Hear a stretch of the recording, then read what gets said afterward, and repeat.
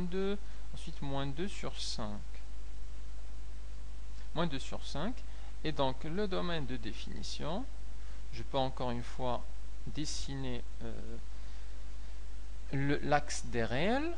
Mais là, une fois qu'on a compris ça, on voit bien que x doit être supérieur à ce nombre-là. Donc on part de moins 2 cinquièmes fermé jusqu'à plus l'infini.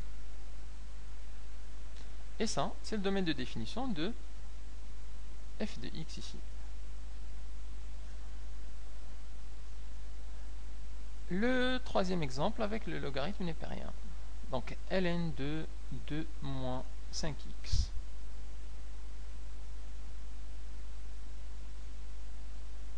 ln de 2 moins 5x. Donc il faut résoudre une inéquation. Ce qui est entre les parenthèses doit être strictement positif. Donc 2 moins 5x supérieur strictement à 0. Donc je passe le moins 5x de l'autre côté, ça va nous donner 2 supérieur à 5x. Ensuite je passe le 5 de l'autre côté, ça va nous donner 2 cinquièmes est supérieur à x, où x est inférieur à 2 cinquièmes. L'axe des réels, le 2 cinquièmes, et ici le x doit être inférieur à 2 sur 5 strictement, donc le x va être là. Donc les nombres qui sont inférieurs à 2 cinquièmes, et 2 cinquièmes, il ne sera pas dans cet intervalle-là. Donc avec le petit rond, pour dire qu'il est exclu. Et donc on peut déduire que df, c'est l'intervalle qui commence à moins l'infini et qui va jusqu'à 2 cinquièmes, sachant qu'en 2 cinquièmes, c'est ouvert. Donc, le 2 cinquièmes est exclu. Donc là, on a vu un exemple chacun pour une fraction, pour une racine. On a la racine carrée, et puis une racine paire, la racine huitième, la racine dixième. La racine troisième, une racine impaire, ne pose pas de problème. Racine neuvième de ça, ça ne poserait pas de problème. La racine septième de ça ne pose pas de problème. df égale à r.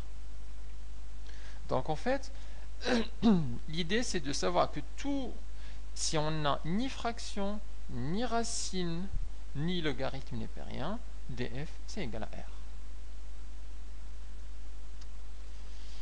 Alors, continuons cette révision avec les limites. Et ici, ce serait le calcul des limites. Alors, pour le calcul des limites, il faut savoir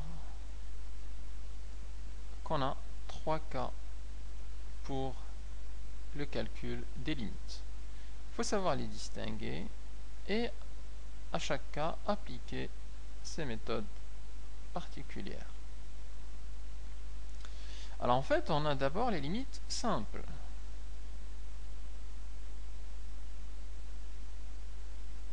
Ce sont des limites où il s'agit simplement de remplacer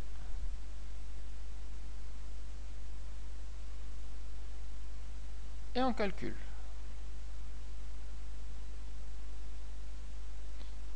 Il n'y a pas de difficulté particulière. L'exemple type de ce limite, c'est la limite lorsque x tend vers 2 de, par exemple, 3x au carré plus 5 sur 2 plus 5x. On remplace le x par 2 au numérateur, ça donne un nombre. On remplace en bas, ça donne un nombre, et c'est bon. Ici, on a 2, 2 au carré, ça fait 4. 4 fois 3, ça fait 12. 12 plus 5, ça fait 17. Au dénominateur, on a x c'est 2. 2 fois 5, c'est 10. 10 plus 2, ça fait 12. Et donc, cette limite-là, c'est égal à 17 sur 12. facile à calculer. Le deuxième type, ce sont des limites de type forme indéterminée.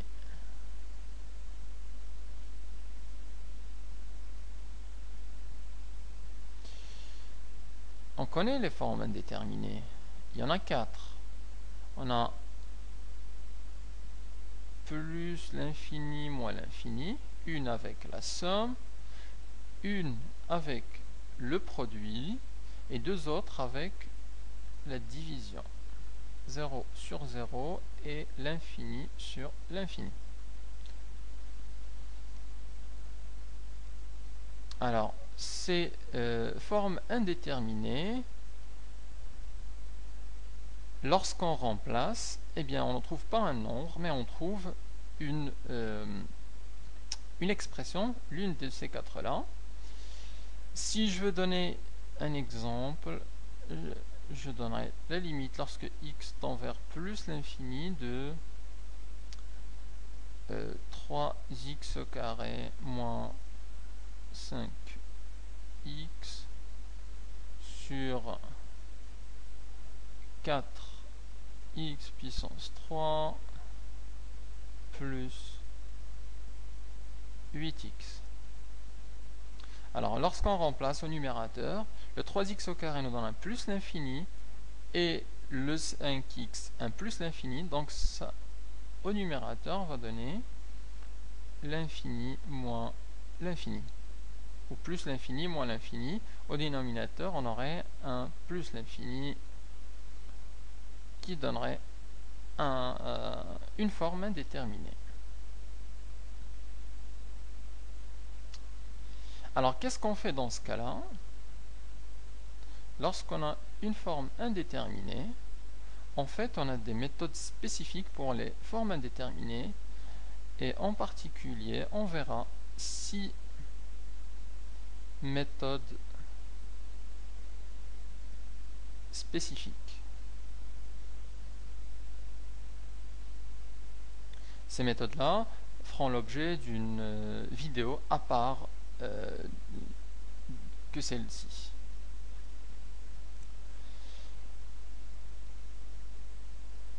Le troisième cas des limites, ce sont des limites dites impossibles, qui, comme leur nom indique, sont impossibles à calculer. Et il faut bien dissocier entre les formes, entre les limites impossibles et les limites sous forme indéterminée.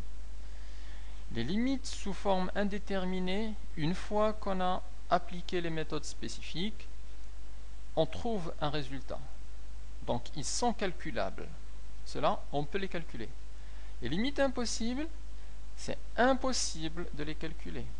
Avec n'importe quelle méthode spécifique, ça ne marche pas. Et on doit retenir 3 limites de ce type-là. Les limites impossibles, donc, qui sont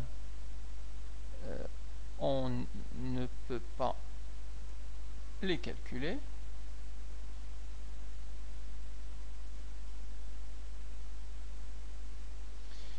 Et les limites qu'il faut connaître, il y en a 3. La limite par exemple de cosinus x en plus l'infini,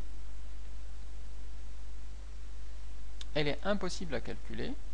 Si on dessine la fonction cosinus, si je la dessine ici, elle part de 1 et elle va jusqu'à moins 1 et va de façon périodique de plus 1 à moins 1 et ça reste comme ça jusqu'en plus l'infini. Et donc en fait en plus l'infini elle ne tend vers aucune limite, elle reste à zigzaguer comme ça entre moins 1 et 1. Même chose pour la limite de sinus de x en plus l'infini, ce qui est d'ailleurs vrai aussi en moins l'infini, plus ou moins l'infini ou moins l'infini.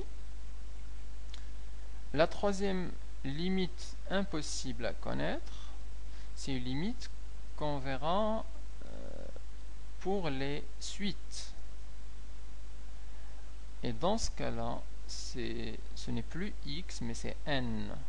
C'est lorsque n tend vers plus l'infini, et la limite à connaître, c'est moins 1 à la puissance n. Alors, cette limite-là aussi est impossible. Pourquoi? Parce que cette écriture-là, le moins 1 à la puissance n, elle zigzague aussi entre 1 et moins 1. Un coup, elle est à 1, le coup d'après, elle est à moins 1, ensuite à 1, ensuite à moins 1, 1, moins 1, et ça fait comme ça un zigzag jusqu'en plus l'infini, et elle ne se décide jamais, la limite. Donc, pour les limites, les trois types à connaître. Les simples, on remplace et c'est bon. Les formes indéterminées, il y a des méthodes spécifiques à appliquer et des limites impossibles où lorsqu'on les voit, il faut savoir dire que ça c'est impossible à calculer.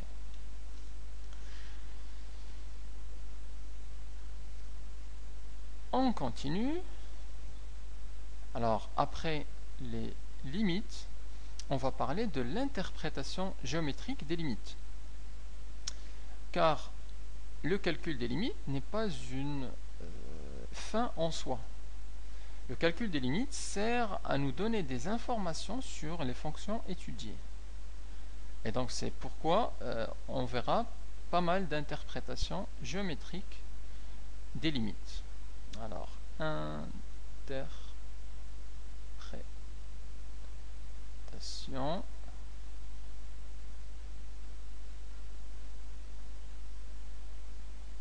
des limites.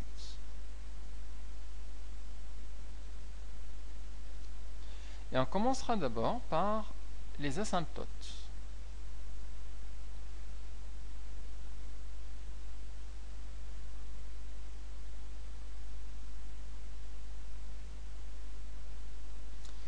Il y en a trois types et on commence par le premier. Alors, la propriété du premier nous dit si la limite lorsque x tend vers a de f de x est égale à plus ou moins l'infini. Alors, CF, qui est la courbe représentative de f, admet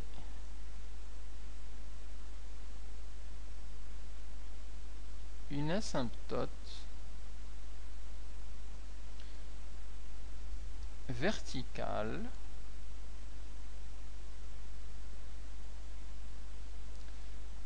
d'équation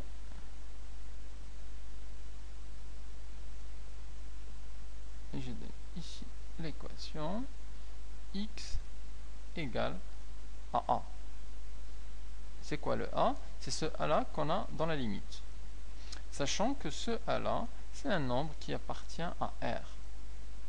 C'est-à-dire 2, 3, moins racine de 5, plus 3 quarts. Mais en aucun cas, il ne peut être plus l'infini ou moins l'infini. Donc c'est un nombre qui appartient à R. Donc si on a cette limite-là, ce type de limite, on conclut que CF admet une asymptote verticale d'équation